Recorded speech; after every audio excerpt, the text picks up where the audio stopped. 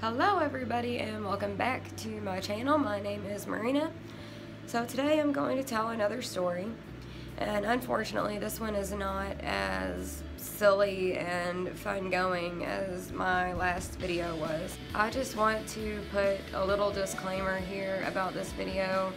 It's very serious and it deals with death, so if anyone is triggered by that or doesn't like to hear about that, then go click on my last video where I got chased by a clown on Halloween and peed on myself. It's great, I promise. So I don't really have a title for this story because if I gave it any type of title, it would give away everything about the video pretty much instantly.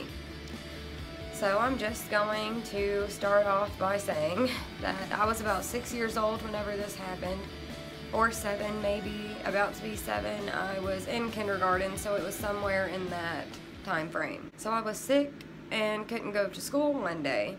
So my mom took me to the same person that babysat me pretty much every single day if there wasn't school or anything like that. It was my great-grandmother, so her mom's mom. And I was very, very close to this woman. I was with her all the time. She was the best person in the world to me. I loved her so much. So my mom took me over to her house. She lived in like a little one-bedroom apartment. It wasn't anything, you know, nice or anything like that. It was just a little apartment. And after being there for a while, I realized, you know, that I didn't feel good. I was sick and I wanted to take a nap. So I laid down on the couch and fell asleep. I don't know how long I was asleep for, and it might sound pointless that I'm saying that, but I have a point, I promise. So when I woke up from my nap, I noticed over to my right, my grandma was sitting up on the couch and she was asleep with her head kind of tilted back. And she had a sectional couch, so it was kind of, you know, rounded, and she was sitting right here in this part that would connect the two parts. So she was sitting there and she was asleep. So for some reason in my 6-year-old head, I thought it would be funny if I climbed over there and scared her. So I started to crawl across the couch, you know, being all sneaky and stuff, trying to, you know, do this big prank that I thought was going to be great. And I kind of jumped on her, you know, it was like boo or roar or something like that. And she didn't move. Of course, I was worried. You know, I was like, well, maybe she's just sleeping very heavily. So I shook her a little bit, and she still didn't wake up. So at this point, I realized, you know, something was wrong. Please keep in mind that I was 6 years old whenever this happened. So my common sense probably wasn't as capable as most. So when I realized that she was not waking up no matter what, I, for some reason, went into the kitchen and I got some water and a spoon or something. I must have seen this in a movie, I guess, but I tried to pour the water into her mouth. And of course that didn't help with anything. So I just kept trying to wake her up, shaking her and stuff, and she would not wake up. And if anyone is sensitive to this type of stuff, I'm going to ask you to skip forward just a little bit because the next detail is a little bit gross. So after she wasn't waking up, I took my finger and I tried to lift up her eyelid to look into her eyes, try to wake her up. And you know, she wasn't moving, her eyes weren't moving. There was definitely something very seriously wrong. So I don't know why it never crossed my mind to call 911. You know, everybody tells their kids if you're ever in trouble, you call 911, the police will come and help you. I don't know why I did not think to call 911. I don't know if my mom ever told me to call 911 if I needed help or anything. I would assume so because most people do. But I never thought to call 911. And I did have the thought, hey, I could go to the neighbor's apartment and ask her for help, but and this is my 6-year-old mind. I recalled a situation where I had been running around outside barefoot and had stepped on a thorn that was about this long. It went through the very bottom of my foot, and I remembered how awful that was and how much it hurt and how just traumatizing that situation was. So when I realized that I could not find my shoes, I gave up on the going to the neighbor for help idea.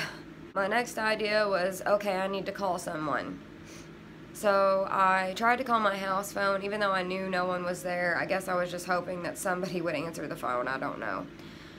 So I tried to call my house, and no one answered, of course. My dad was at work. My mom was at work. There was no way to get a hold of anybody. So then I remembered that my mom started her new job at Meijer. That's where she worked, the Meijer grocery store. Got out the phone book, and I spread it out on the table, and I started to look for Meijer's number. Now, this store had just opened, so I don't know if that number would have been in that book anyway, but I had a hard time with the spelling of the word. Of course, I was 6 years old. I could kind of read and kind of not, and you know, stuff like that. But Meijer was a really weird word for me. You know, it had a J in it that you couldn't hear. It had an E in it. It was a weird word. So I knew the first letter was M. So I went to the M's, and I was just looking, and I kept seeing all of these words that I thought were it, and I was like, no, maybe not, maybe that's not it, I don't know. And I had the phone in my hand this whole time, just hoping somebody would call or something. I'm just looking at this phone book, and that's when I started to get upset and I started to cry. Right about that time, thank God, it must have been probably 3:30 or 4, because my mom got off work at 3 o'clock. The door opened, and my mom walked in, and she saw me sitting there. Like, can you imagine walking into the house with your grandmother that was babysitting your child, and the first thing that you see is your child in tears with the phone book out, telephone in your hand, just bawling. So it must have been very hard for her, I'm sure. So when she walked in, I looked up at her and I said, "Mama won't wake up." She turned her head to look at my grandma, and she said, "Mama?" And her voice cracked when she said it, and I can still hear that so clearly. It's insane. So after my grandma did not respond to her, of course, she started to walk over towards her, and as she did, I turned and looked, and I saw my grandmother's feet, and I noticed that the bottom of her feet had started to turn purple, or purplish blue color, and it was going up the sides of her feet.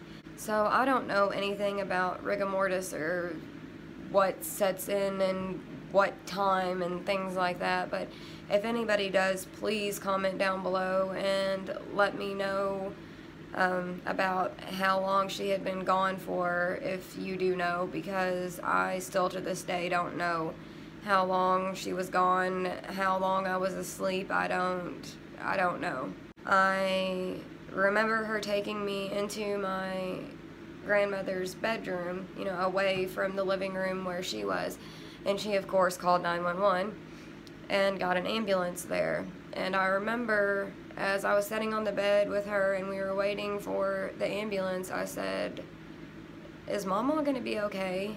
You know, she was kind of quiet at first, and I don't know why she said this. I don't know if she said this because she didn't know what else to say, or, you know, maybe she didn't want me to really start to get upset, but she said, "I don't know."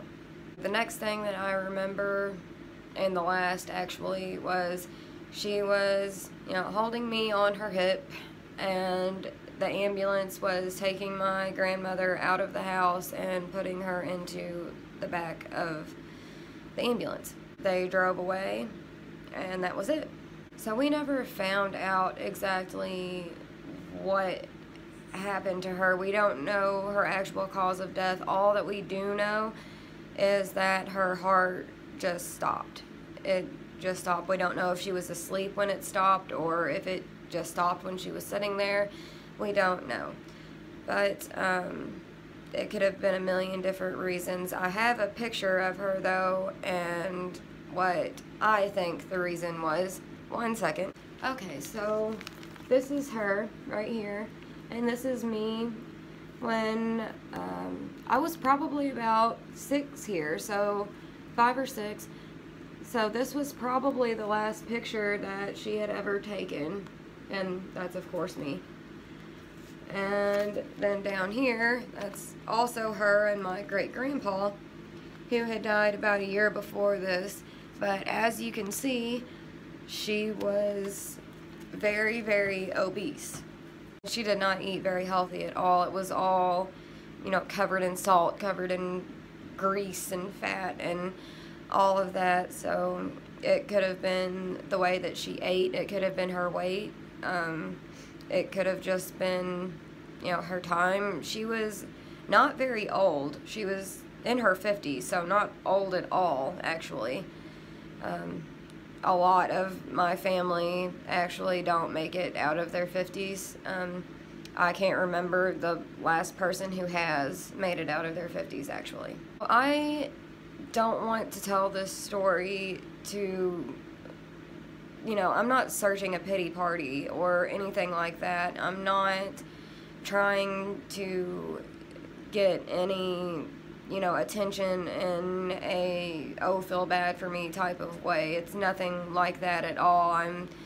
I've very much come to peace with the fact that this happened, and my life is completely fine. I'm completely happy even though this happened. I don't have any serious mental illnesses or anything like that. I do suffer from anxiety and panic attacks, but that just runs in my family. It has nothing to do with this. But I'm not telling this story for sympathy. I'm telling this story because I hope that if this has ever happened to anyone else, and, you know, I've never heard of this happening to anyone else. I'm, you know, 100% positive that it has, but I personally don't know anybody that this has happened to, and I've never heard anyone tell a story where this had happened to somebody that was so young, at least. So I just wanted to get it out there just to, you know, if this has happened to you, no matter what age you are, you know, you're not alone. It's a bad experience. I'm definitely not trying to make light of it. It is a bad experience. It was terrifying. You know, it's awful to think about, but I just wanted to try to help somebody in some way. You know, maybe this will spread some type of awareness. I'm not sure what kind. I mean, we had no way of knowing that this was going to happen that day. She was in what seemed to be, you know, fine, good health. You know, of course, my mom talked to her on the telephone earlier that day before she dropped me off, and, you know, she talked to her when she got there, and she was perfectly fine. There didn't seem like there was anything wrong. Of course, now it's a little bit different. You know, there's cell phones and stuff like that. Back then, I don't even think that there was cell phones when this happened. There might have been, but we didn't have them. I just wanted to tell this story to just try to help someone, and I really hope that it does. It was a bad experience, so, I mean, there has to be a way to have something good come of it. That's what I'm hoping for anyway. I just hope that something good comes from me making this video and telling this story, because it's a hard subject to talk about, honestly. So I'm sorry to bring your spirits down if this video did. I just really wanted to get it out there and let you guys know a little bit more about me. This is only my second video. I'm very excited to be here on YouTube. It's a really big deal for me. I am so happy to be making these videos, and I want to make a video every single day. So if you're not already and you would like to hear more of my stories, then go ahead and hit subscribe. Become my friend. I'm lonely. I really hope that you guys enjoyed this story as best as you could, even though it was kind of a Debbie Downer story. But that's all I've got, and I will hopefully see you in the next video. Bye.